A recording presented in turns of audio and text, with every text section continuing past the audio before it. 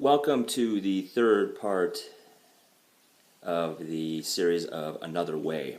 And today we will talk about community and what that looks like as far as moving out of the standard traditional status quo communities that most of us have grown up in, specifically in the United States. And obviously there are a ton of circumstances to take into consideration, so let's get started.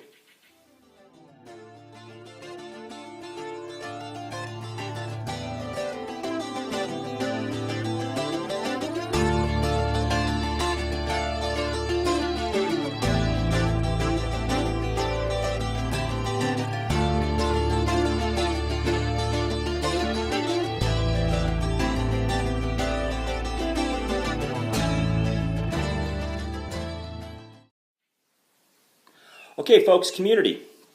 What is it? What does it mean? Well, I'm going to start with my own experience, my own life. I am obviously a white male born in the United States, and I pretty much could live anywhere I really chose to live, although, when you're born into a particular set of circumstances, you're not really making any choices at that point. You're just kind of thrown into your childhood, and you go from there. Like a lot of white folks, I grew up in a neighborhood, and my neighborhoods were more communal when I was younger, but as I got older, they became less communal, and I think that's a shift in the world and a shift specifically in this country. I grew up in the Midwest, where we had decent-sized yards, mostly kind of edge of the city or suburban life. And in my Midwest bringing up, you could see other people's houses, other people in their backyards. And that brought a bigger sense of community from my adulthood when I moved to the Southwest in Phoenix, where the yards were more like cubicles. They all had about 8-foot walls. And you could hear other folks, but you really couldn't see them, and you could see kind of the top of their houses, and we were kind of all stacked in a row right next to one another. And so when I was an adult, I had no idea who lived behind me, never did. I lived there for 15, 16 years. Knew my neighbors kind of next to me a little bit, just in passing, because we would come out of the garage and we would see each other and exchange pleasantries. But other than that, that really was the basis of what my communal experience was. Most of my communal experience actually happened when I got married, and my wife and I moved to the Southwest with my parents, and we shared a home for 16 years. And that was my real introduction to community, because living with your wife and your parents can be challenging. And we basically split a house. We split the mortgage and the bills, and we helped each other out. My parents eventually retired, and my wife and I were school teachers. And what happened was we kind of decided we wanted to learn a little more.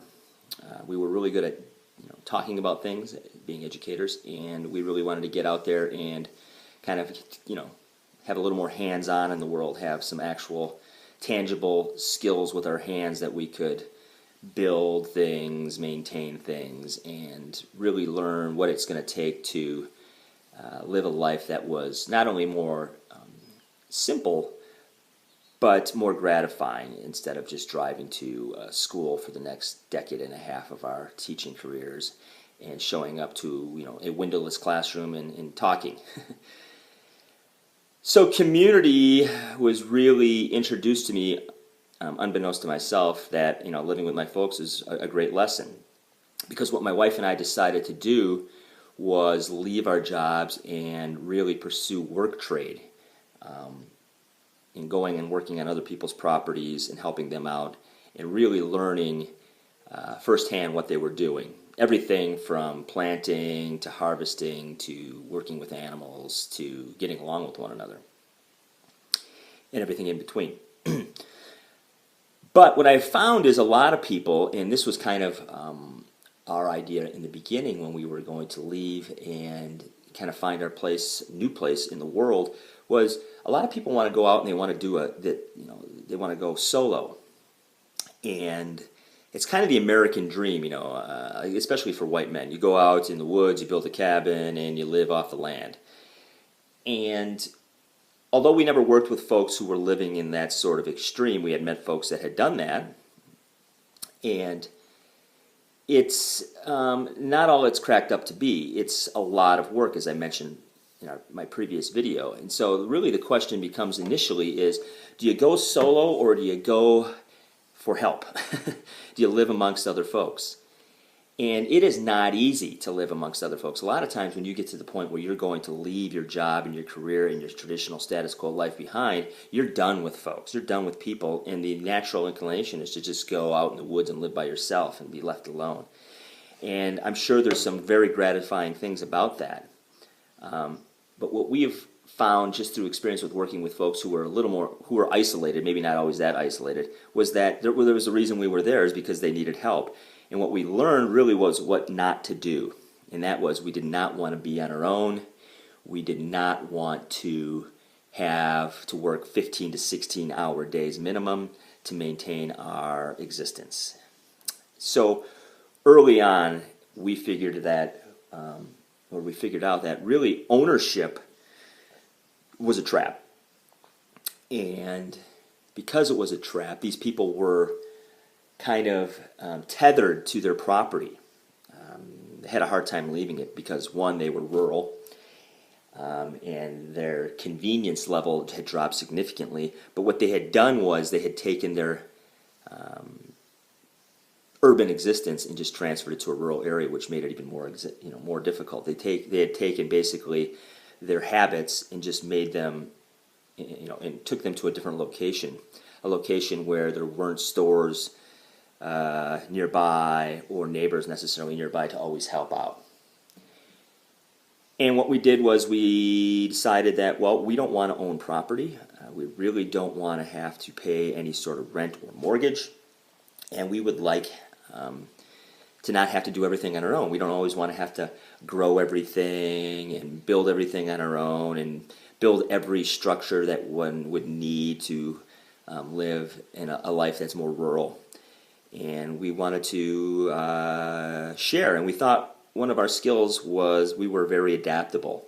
We went out and lived with other folks in Europe and in the Southwest and had positive relationships, mainly because we were very flexible and adaptive in our approach to living with people. And so we thought that was our skill, our skill set, because we surely didn't have a huge skill set, working on these properties for a couple years. We could do some basic carpentry, and we could work with domesticated animals, and we could do some planting and harvesting. But there were people who had immense skill sets, and so we thought, well, what do we have to offer, to a community? And that was really our ability to be flexible and adapt and do some of the heavy lifting, because we were still in our 40s, and now we're in our early 50s, so we're still capable of doing some of those things. And so I am recommending that if you are going to make this leap and you are going to, pick up and get out of the madness that is the status quo, I would recommend that you start to search for community. Now, it's different for different folks. Obviously, rural white America wasn't much of a challenge for me to walk into, whereas it would be for people who do not look like me. Obviously, gender plays a role too in a world that is built upon patriarchy. Again, nothing difficult for me to navigate. And so you have to look at the circumstances in which you are living your life and who you are and the skin and the gender and everything else that go along with that. So you have to take some of these things, I say, with a grain of salt, and you're going to have to go out and really discover these things on your own. I had a far bigger palate to really taste from. It's probably not the right way of putting it, but I had a big choice. I had a ton of choices to make. I could walk into most communities, and most people would probably just be initially accepting. I didn't necessarily look like this right away. I was pretty clean cut, and But, I had a college education, I'm pretty outgoing, I'm white, I'm a man, and a lot of the folks kind of looked like me. So those are some of the things that must be considered. The other thing is really you're going to be moving, if you're going to live in community or search for community, you are really coming across a group of people who are trying and have been trying to do the same thing you're attempting to do, and that is live communally when they've been brought up, for the most part, in a non-communal lifestyle. Neighborhoods are generally not communities, at least in white America. I think they are more for people of color for several reasons. One, there's not as many choices for people of color where they can live, and it's a form of protection and survival and safety. Whereas I can generally live where I want and not be hassled and not be harassed or oppressed for the way I look. So it is a challenge living with folks who are all learning on some level for the first time to live amongst other people in a true cooperative manner. It's not simple. We all have a fair amount of entitlement in our conditioning, and the mountains of conditioning that we have being brought up in the United States, quite frankly, can never be overcome in one lifetime. So I think, as I mentioned earlier, a big skill to have is to be flexible and adaptive and not so attached to outcomes. I think what the trap is that many communities fall into is they live off the idea of the way things should be. They have this conception of what a community should be, and then they spend their entire existence fighting against what actually is and trying to accomplish what they think it should be.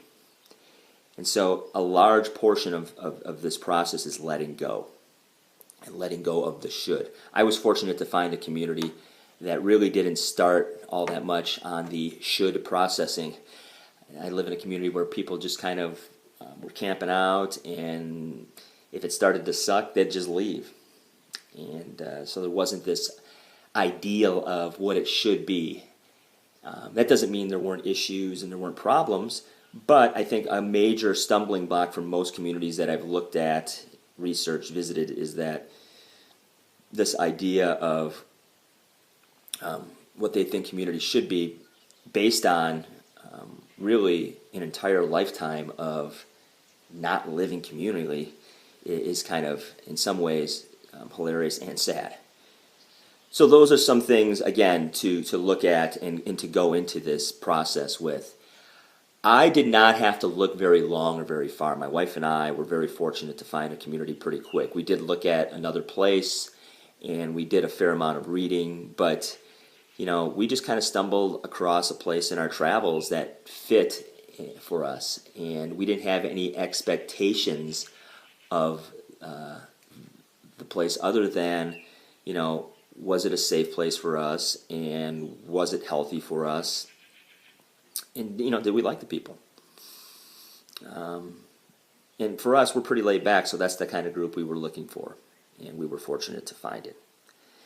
So how can you go and start the process of looking for a community? Well, there's plenty of books out there, and I will put some links at the end of this particular video for a couple books that you can read and go through that were very helpful to us. And I think talking to folks who live in communities and visiting communities as well is a great way to do it. Some of these communities, many of them actually have visitor programs, and they give you a great idea of the feel the folks that live there and just the property in general and the area and the environment and so on and so forth. And you get a chance to talk to folks who are doing it and living there day to day. And a lot of times these communities have work exchange, and you can go work on that particular community. And if it's a fit, you can try and become a resident. So those are things to consider.